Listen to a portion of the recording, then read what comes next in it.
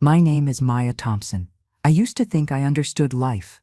I believed that everything could be explained with facts, rules, and logic. I never believed in signs, spirits, or anything we cannot measure. I thought death meant darkness and silence. Nothing more. But that belief changed. One rainy evening. It was late afternoon and the sky was mostly clear. I had dressed my two little boys, Luke and Evan, in small navy blue suits. We were going to the River Lane Community Hall, where a ceremony was happening in honor of my grandmother. It was the anniversary of her passing, and the family would read her name aloud. My husband was out of town for a business trip, so it was just the three of us. I buckled the boys into their car seats, checked their hair and ties, and felt happy that we would be together in this moment. My grandmother had always been proud of me. I wanted to be present when her name was called.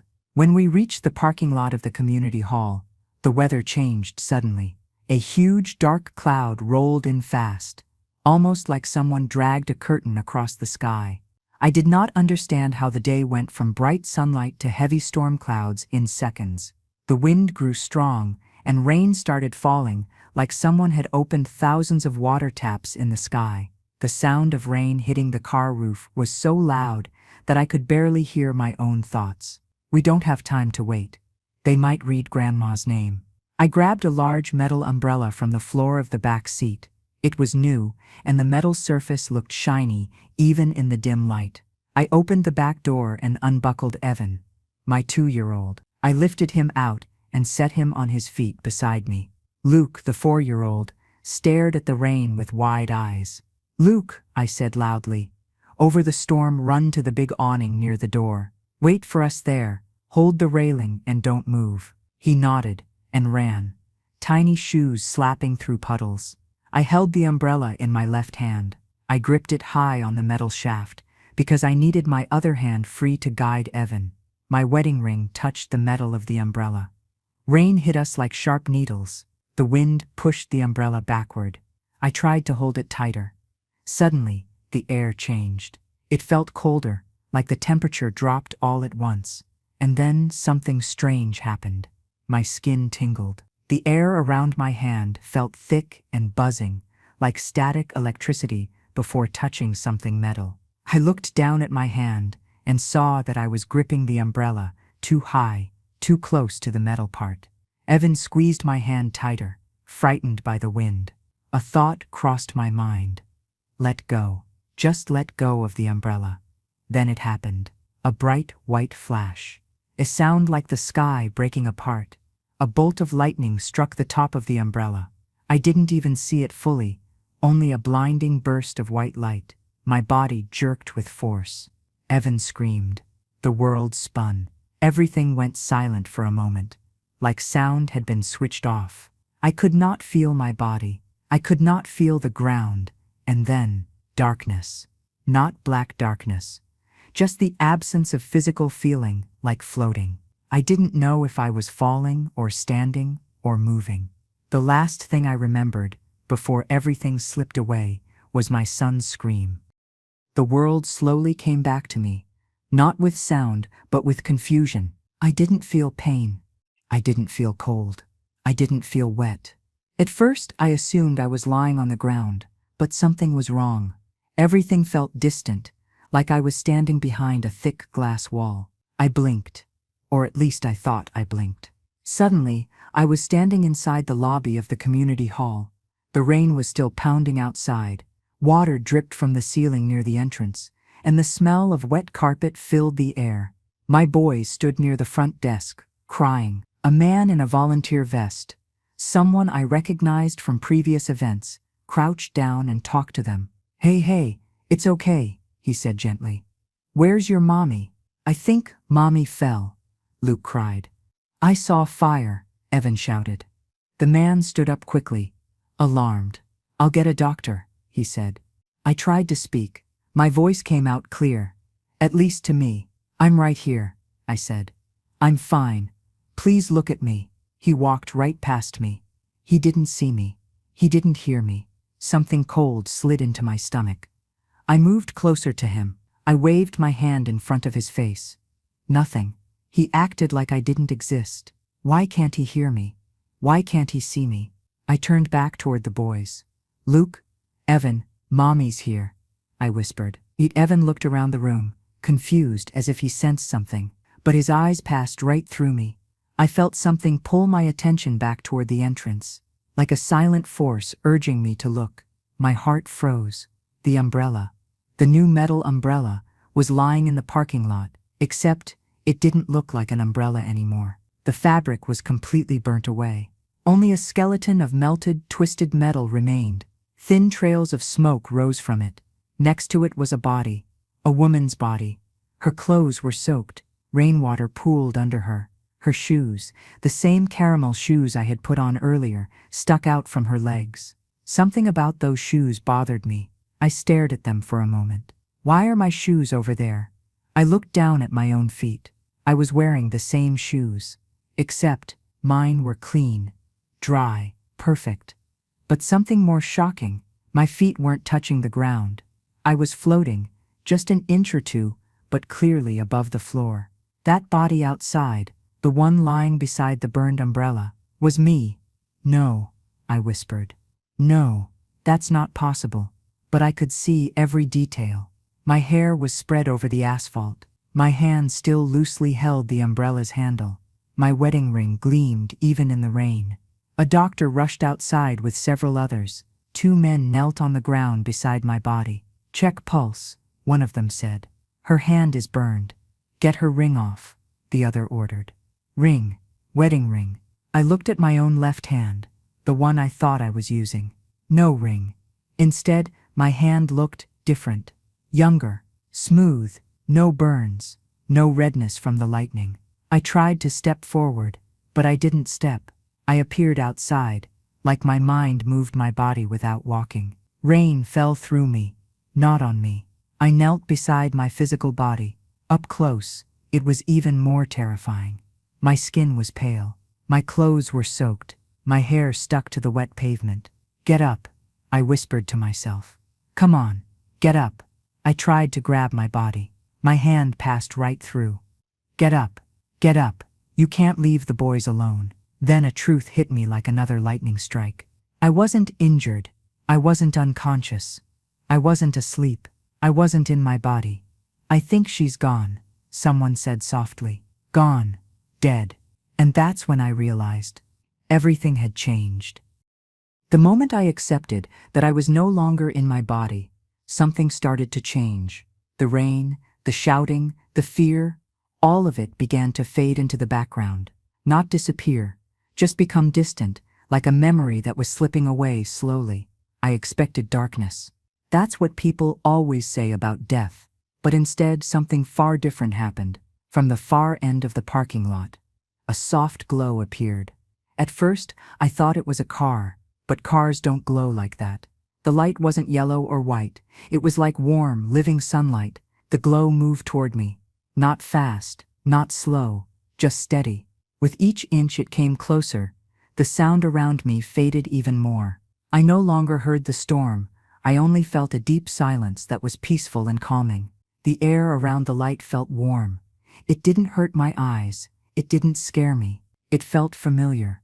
The light stopped a few feet away from me. It didn't have a shape. It wasn't a person, but it didn't feel like an object either. It felt alive, a presence. I can't explain how I knew this, but I knew it had a mind. It was aware.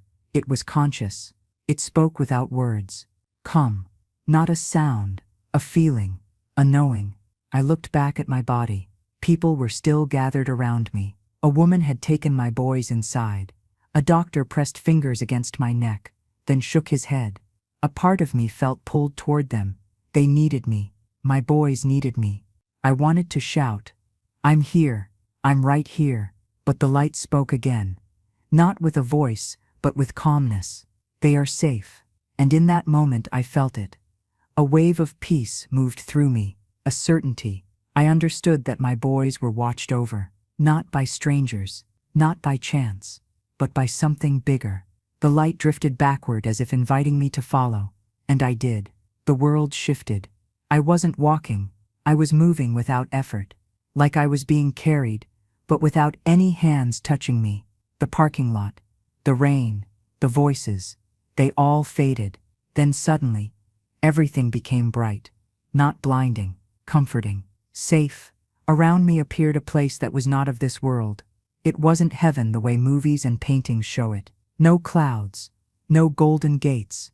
Instead, I was standing in a huge, endless field, glowing softly, like the warm colors of sunrise. The ground beneath me wasn't grass, yet it felt as soft as grass. The air smelled like nothing, and everything at the same time. Clean, pure, perfect. I looked around, amazed. Trees stood nearby, but they weren't like trees on earth. Their leaves shimmered like they held their own light. Even the air felt alive. The light moved ahead. I followed. As we reached a clearing, a bench appeared. It wasn't made of wood or metal. It looked carved from something smooth and glowing, like marble that was warm instead of cold. Then I heard a voice, a human voice. "Maya," it said gently. I turned. Standing beside the bench was my grandfather, but not the way he looked before he died. He was younger, healthier, smiling the same warm smile I remembered from childhood. Except deep inside, I knew something important. This wasn't actually him. The presence, the consciousness, was using his form to comfort me, but I didn't care. Seeing him made me feel safe. He motioned toward the bench. "Sit," he said softly. "We need to talk." I sat down, and the moment I did, a feeling washed over me, a feeling stronger than anything I have ever felt in my life. Love, not emotional love, not romantic love, not family love. Pure love, complete, whole, unconditional. It filled me, surrounded me, became me. I knew one thing with absolute certainty. I was not dreaming. I was not hallucinating. I had died, and I was in a place beyond life. The bench beneath me felt soft, like it molded perfectly to my body. I ran my fingers across it, expecting it to feel hard or cold, like stone. Instead, it felt gentle, like sitting on something alive, something that knew I was there and wanted me to be comfortable. My grandfather, or the being that looked like him, sat beside me. He didn't speak with his mouth. His lips never moved, but I could hear him clearly inside my mind, as if his words were placed gently into my thoughts. "You are safe." The moment those words entered my mind, the heaviness inside me disappeared. All the panic, all the fear, all the confusion slipped away like water running off smooth glass. I suddenly realized something strange. I could think faster, clearer, sharper. I felt like I understood everything around me without needing explanations. "What is this place?" I asked. He smiled, not with his mouth, but with his whole being. "This is a resting place, a garden made for souls before they decide what comes next." I looked around. Every color looked richer than anything on earth. The trees were tall, their leaves glimmering like small stars. A river ran nearby, but it made no sound. The water sparkled, moving slowly, as if time didn't affect it. And the air. I took a deep breath, even though I wasn't sure if I was breathing. The air felt like peace, pure peace, kind peace, peace that wrapped around me like a warm blanket after years of cold. I touched the soft ground beneath the bench. There were no bugs, no dust, no dead leaves. Everything was alive. Everything was perfect. "Am I dead?" I asked slowly. "Yes," the voice replied. "Your physical body stopped, but you are not a body. You are consciousness, consciousness." The word felt too big, too meaningful, yet it fit perfectly. "I don't understand," I whispered. A soft laugh filled my mind, the kind of laugh someone uses when they find your confusion adorable. "On Earth, you believe you are a body that has a soul, but the truth is, you are a soul who temporarily uses a body." His words floated in my mind, like feathers falling gently through the air. I thought of Luke and Evan, my boys, their small hands, their scared cries, the sound of lightning, the way I fell. "I can't stay," I said. "My boys need me." He looked at me gently. "They will grow, they will learn, they will be surrounded by people who love them. You are not leaving them alone." But I promised I would always be there, I whispered. He leaned closer, his presence wrapped around me like comfort. Love does not end when the body stops. Love continues, love guides. A breeze moved across the garden, even though I could not feel wind. The leaves shimmered like tiny lights.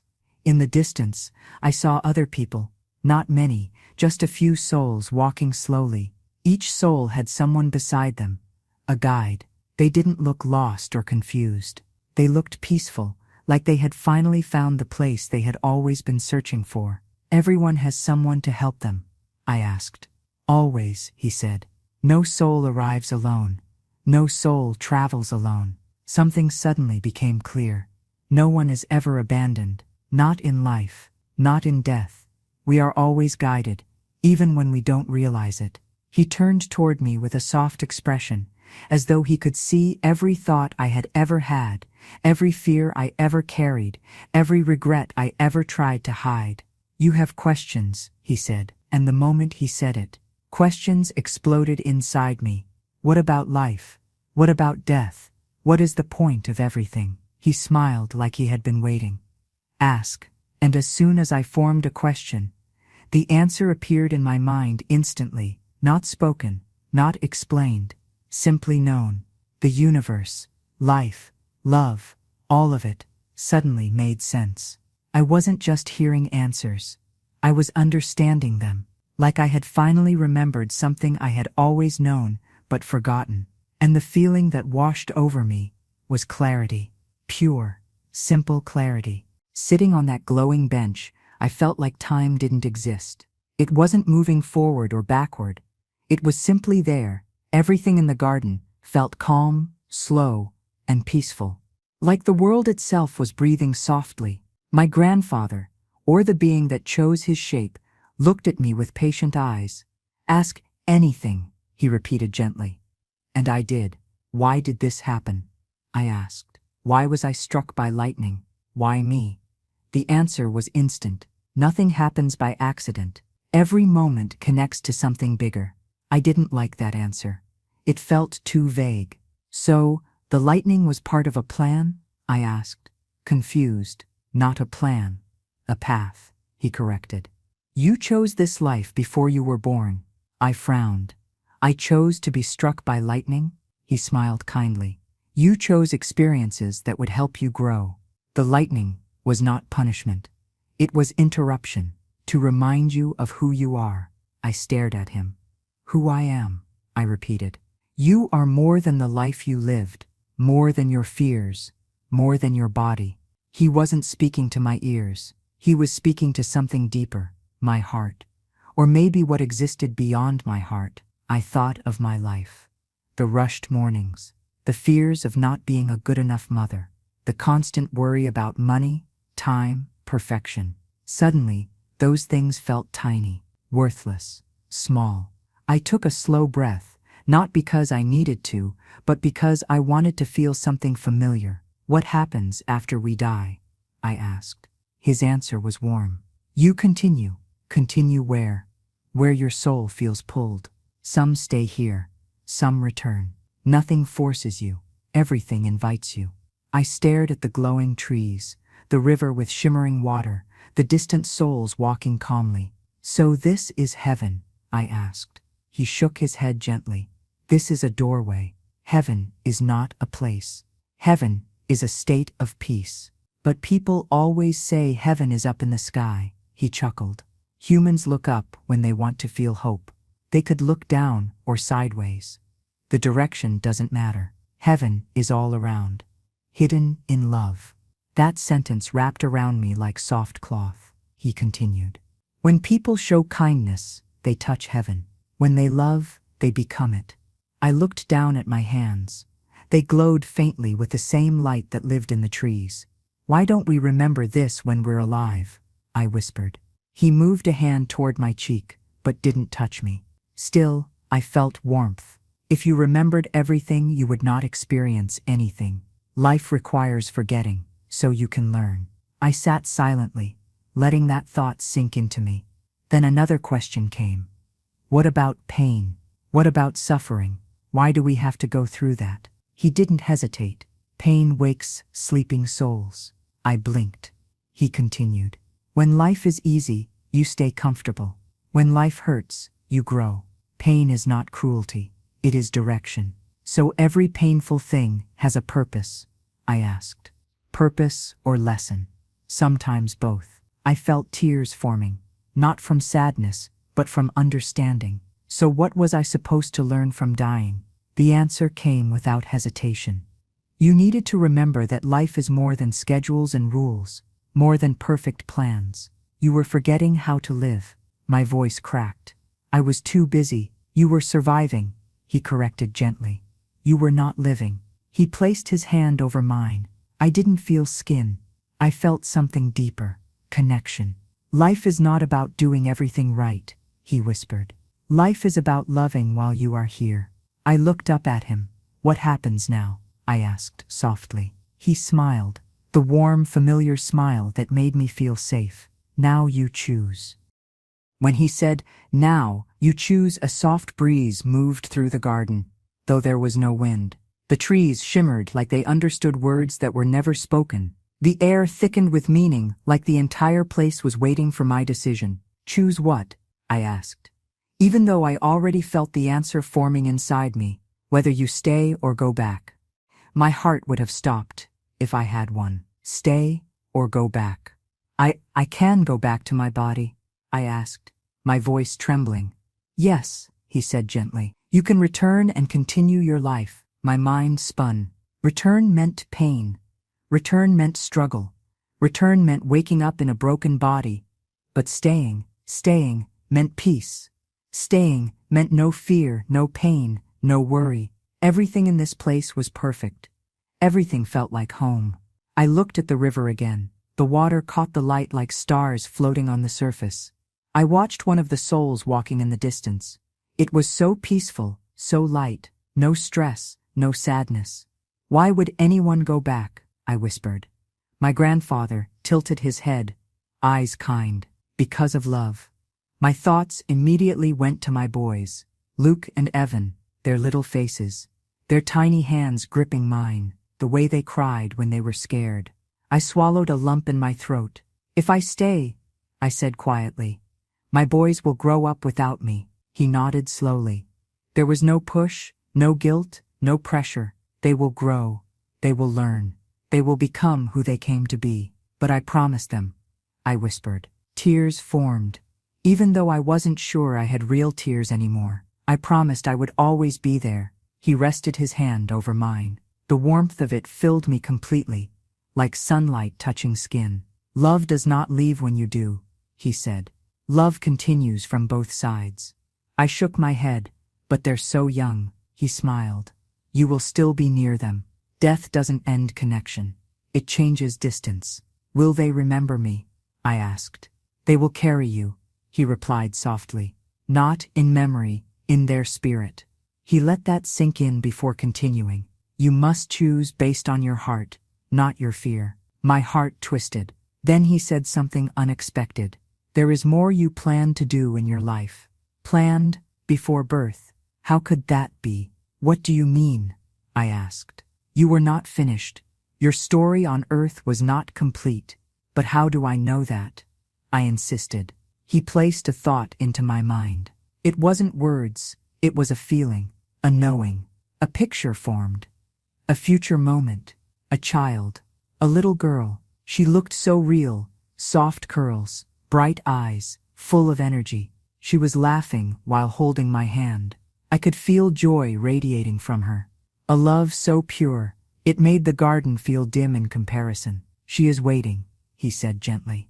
My breath caught, though I wasn't breathing. She? I asked. I'm going to have another child, he nodded. Yes, a daughter. She has already chosen you. Tears spilled from my eyes. You're telling me I have to go back so she can be born? No, he said gently. You do not have to. You can. He pointed toward a path in the garden, a glowing pathway stretching toward tall silver mountains. The path sparkled softly, as if made of tiny bits of light. If you stay, he continued, you will take that path. You will rest. You will be free. No pain. No fear. Just peace. He then gestured toward the other side, where I sensed my body on earth. If you return, he said, there will be pain. Your body was injured. You will have to heal. I closed my eyes. Pain or peace, life or freedom, responsibility or rest. What should I choose? I asked. Finally, he smiled with love bigger than any words. The choice is yours. But remember, love is worth returning for. Everything inside me shook. I knew my answer. I stood from the glowing bench slowly. My legs didn't feel weak or shaky. There was no fear here. Only choice. The path in the garden stretched out before me, like a soft ribbon of light. It led to the Silver Mountains, the place where souls went when they stayed. It looked peaceful, safe. A part of me wanted to walk toward it. Imagine, no more stress, no more fear, no more rushing. Just peace forever. The thought of rest was tempting. But then I saw their faces, Luke and Evan, flashing in my mind, their messy hair, their small hands reaching for mine, their sleepy hugs when they climbed into bed early in the morning. And then the vision of the little girl, the daughter who hadn't been born yet, who had already chosen me. My heart knew what to choose. I want to go back, I said softly. My grandfather's eyes warmed with pride, not disappointment. Are you sure? Yes, I said. I choose them. I choose to finish my life. He nodded, as if he knew I would say that all along. Then you must understand something, he said gently. Your soul expanded when you left your body. To return, you must fit again. I didn't exactly understand what that meant, but I nodded. Anyway, he continued. It will feel tight, like being squeezed into something too small. He looked at me with a seriousness I hadn't seen yet. And, it will hurt. I swallowed. Of course it would hurt. Lightning had struck me. My body was burned, bruised, damaged. Returning meant returning to pain. But love is stronger than comfort. I'm ready, I whispered. The garden began to change. The colors dimmed slightly, as if the world was preparing to let me go. The gentle air around me thickened, and the glowing bench faded back into the ground. The light, the living presence that led me here, moved closer. Follow. I didn't walk. I didn't float. I simply moved. The garden began to fade into pure light. I felt myself being pulled backward through space. The warmth slipped away slowly, like leaving a warm bed on a winter morning. I wasn't afraid, but I held on to the feeling of love, as if I could take it with me. As I traveled, I could feel myself expanding less, shrinking, becoming more solid. Then suddenly, I stopped moving. There was no more garden, no more river, no more glowing trees, only darkness, not empty darkness, just space. Then pressure. It felt like I was being squeezed from every direction, not just squeezed, compressed. My whole being, my soul, felt like it was being forced into something tiny, almost too small to contain me. It felt like trying to fit the sky into a bottle. I could feel my body again, not gently, violently.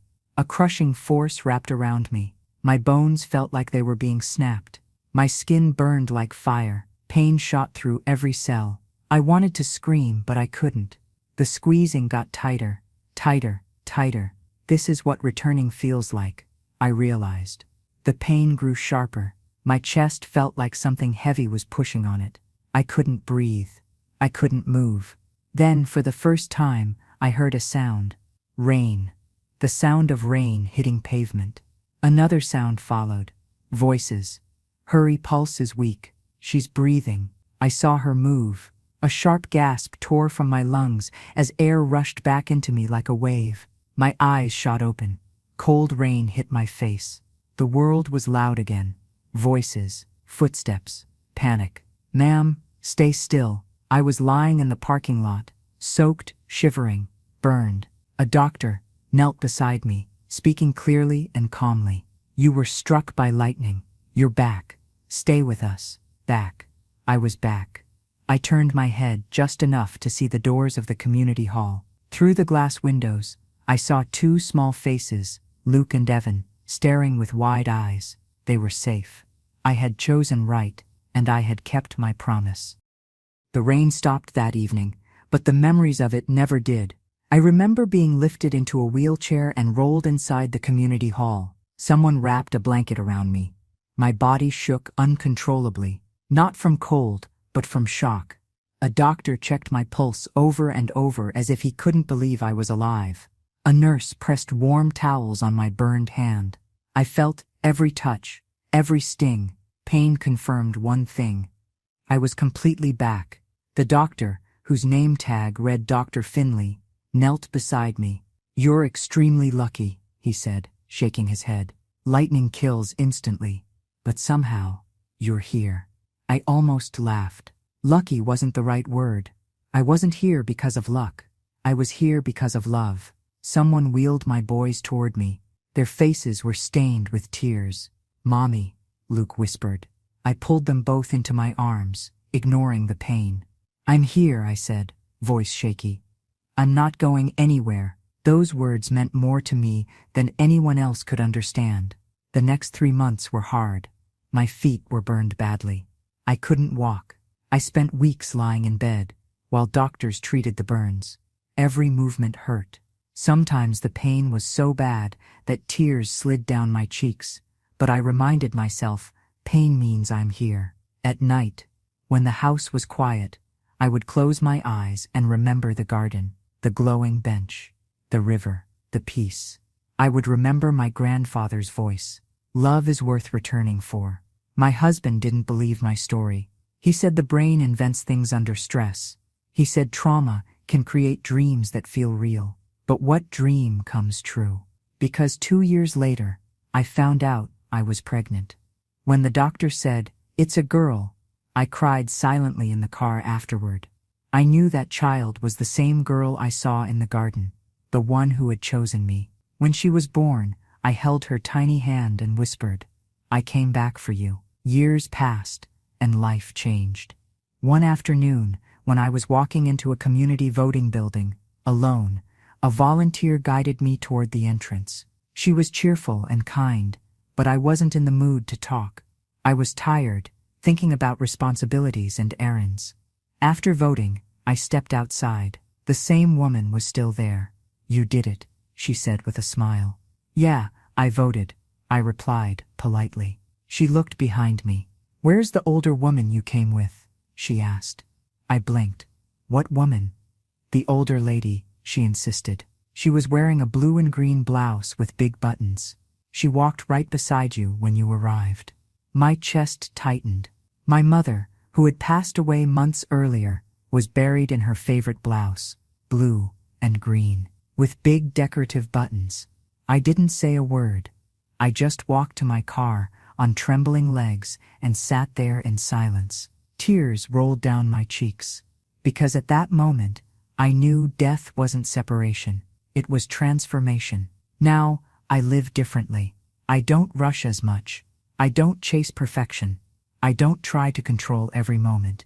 Instead, I ask myself daily, am I loving enough? Because I learned something on the other side. Life isn't about how much you achieve. Life is about how deeply you love. When people ask me now if I'm afraid of death, I smile. No, I say. I know where home is. One night, while putting my daughter to bed, she touched my face and whispered, "I picked you." Tears filled my eyes. "I know," I whispered back, because once in a place beyond life, a loving voice told me the same.